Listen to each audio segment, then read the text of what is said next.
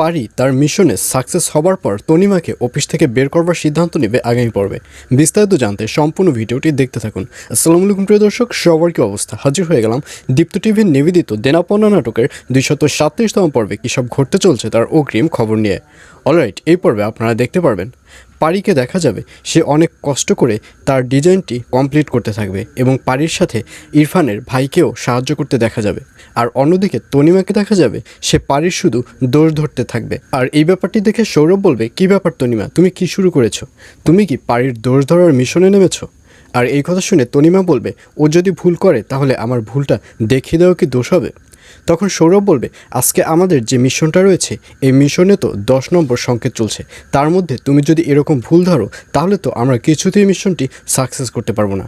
এবং তারা যখন এই ধরনের তর্ক করতে থাকবে ঠিক তার মধ্যেই পারিকে দেখা যাবে সে তার ডিজাইনটি কমপ্লিট করে ফেলবে এবং কমপ্লিট করে ভয়ে ভয়ে সত্যজিৎদার হাতে দিবে।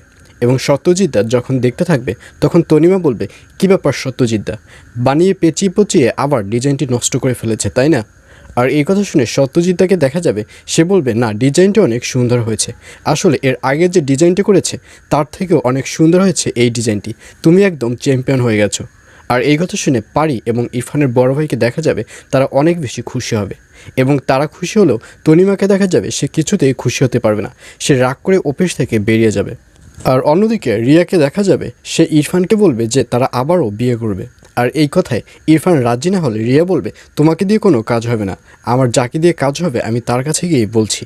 এই বলে রিয়াকে দেখা যাবে সে ইরফানের মায়ের কাছে চলে যাবে এবং তাকে বলবে, মা, আসলে আমাদের যে বিয়ে হয়েছে তখন তো আমরা কোনো ছবি তোলার সময় পাইনি, আর এজন্য আমি সিদ্ধান্ত নিয়েছি যে আমরা নতুন করে আরও একবার বিয়ে করব। এই কথায় আপনি কি বলেন? আর এই কথা শুনে ইরফানের মা বুঝতে পারবে যে রিয়ার মাথায় আবারও নতুন করে গণ্ডগোল শুরু হয়েছে। তখন ইরফানের মা কথাটি এড়িয়ে যাওয়ার ট্রাই করবে।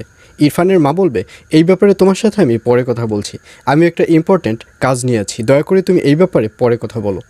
আর এই কথা শুনে রিয়া বলবে, কেন মা, এটা কি ইম্পর্ট্যান্ট কম? আসলে এই কথাটিরও অনেক বেশি ইম্পর্টেন্স রয়েছে, আর এর জন্যই আমি আপনার কাছে জানতে চাচ্ছি। আর এই কথা শুনে ইরফানের মাকে দেখা যাবে সে এক পর্যায়ে রেগে যাবে এবং রিয়াকে ধমক দিয়ে রুম থেকে বের করে দিবে। আর এছাড়াও থাকবে আশ্চর্য সকল ঘটনা। সুতরাং সবাইকে দেনাপনা নাটকের আগামী পর্ব দেখার আমন্ত্রণ রইল।